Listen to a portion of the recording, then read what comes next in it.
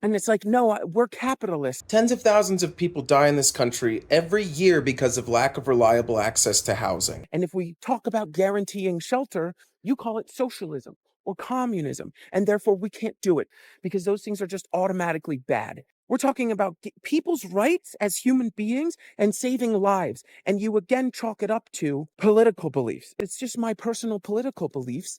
You're talking about politics. We're talking about humans. And so when I see people being like, this is awful, he died because of his political opinions. And it's like his political opinions were harmful and did damage and caused death. That's why they're celebrating it.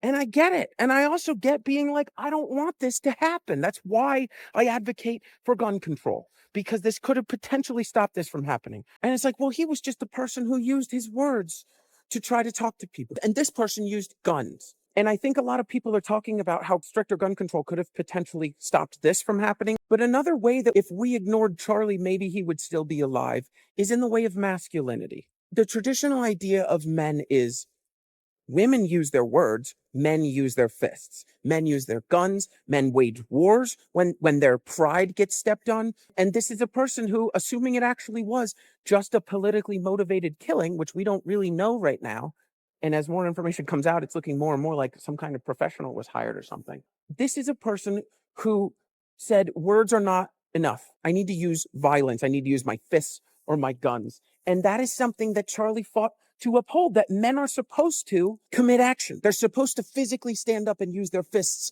while the women use their words. And that's why I've always been against that, because this is just going to lead to more violence. We all want peace. We want to figure out a way to peace, and violence just begets more violence. Martin Luther King is even one who agreed with me on that. While at the same time, I also feel like if Charlie Kirk continued spewing bigotry, he would continue to cause violence. This has me thinking about the paradox of tolerance, where if you advocate for tolerance and that starts to include intolerant people, by allowing intolerance in, you're actually creating a less tolerant society overall.